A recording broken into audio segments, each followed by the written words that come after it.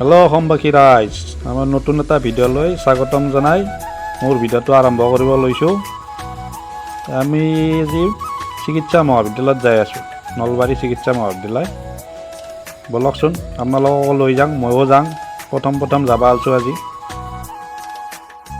বলক চাওঁ, দুটা ৰাস্তাৰ ওপৰত ধৰিব পৰা নাই, পামেই যায়। এখন চিকিৎসা মহাবিদ্যালয়, এই চিকিৎসা মহাবিদ্যালয় চাং আহকতে চিকিৎসা মহাবিদ্যালয়খন।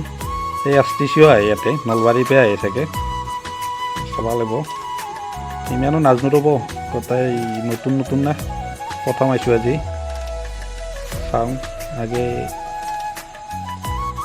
চাই পেলাই ক'ত কি আছে কৈ আছোঁ ময়ো। আপোনালোক আহক, ইয়াতে প্ৰথমে আহি পেলাই ডাইৰেক্ট ইয়াতে টিকেট কাটিব পাৰি, সন্মুখত গেটৰ পাই সোমাই কিনে ডাইৰেক্ট টিকেট কাটিব। ইয়াতে লাইন ধৰি আছে, তাতে মানুহ দুনিয়াৰ। এতিয়া কমহি দিয়কচোন, এতিয়া ৰাতিপুৱা এই আপোনাৰ মই 6:30 বজাতে ঘৰৰ পৰা আহিছোঁ। এতিয়া ধৰক 7টামান বাজি কিজানি, বেছি দেৰি হোৱা নাই। এই বহুত মানুহ ওপৰতে। এখন গেট হয়দি সোমাই পেলাই আহিব লাগে, আহি কিনে ইয়াতে টিকেট কাটিলি হ'ল। বলকচোন চাওঁ ক'ত কি আছে ন। নতুন আছোঁ না, দেখাটো নাপাওঁ। এই দুনিয়াৰ লিপ চিপ আছে ইয়াতে। বলক জুই লাগিলে ইটো দি নুমাব কেৱল। ক'ত কি আছে ধৰিবই নোৱাৰিহে মানুহবিলাক। নতুন আহিলে নাই, যত হয় অলপ মানুহ লাহে বাঢ়ি আছে দিয়ক, এটা দুটাকে টিকেট কটা।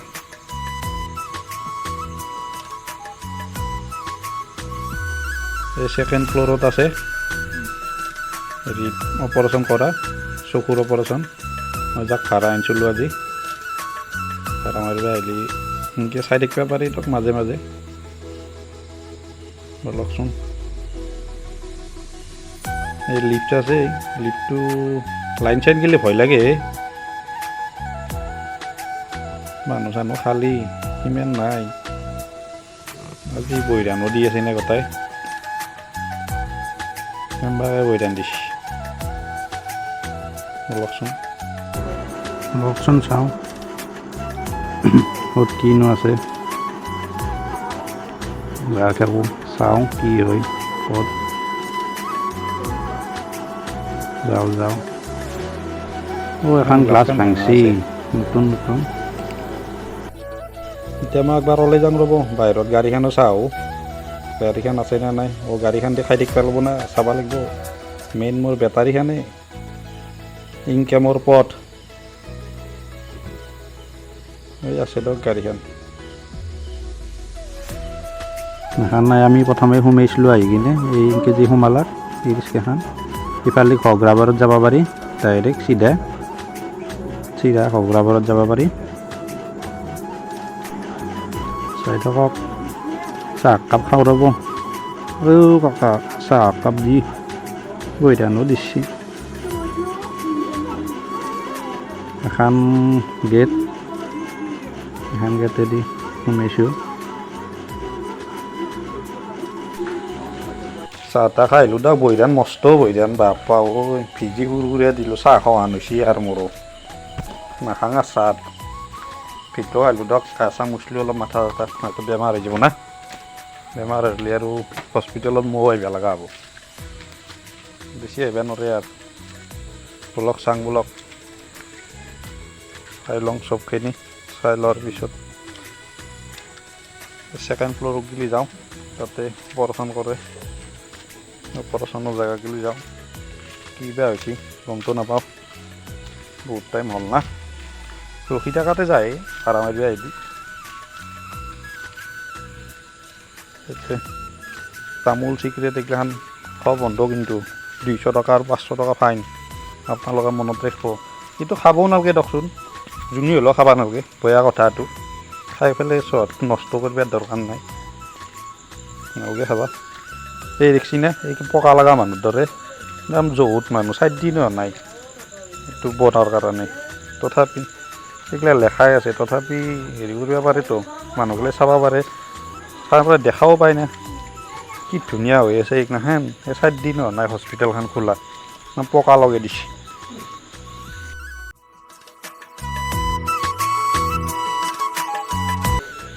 লাষ্টত যাই আৰ এই মোৰ লগত গাঁৱৰে ভতিজা এটাৰ দোকানত আহিলোঁ। তেজ পৰীক্ষা কৰে। এতিয়া লগ কৰিব কেতিয়াবা গেলি কমত কৰি দিব যাক। আপোনালোক তেজ পৰীক্ষা টেনশ্যন নাই। মোৰ নাম ক'ব কেৱল।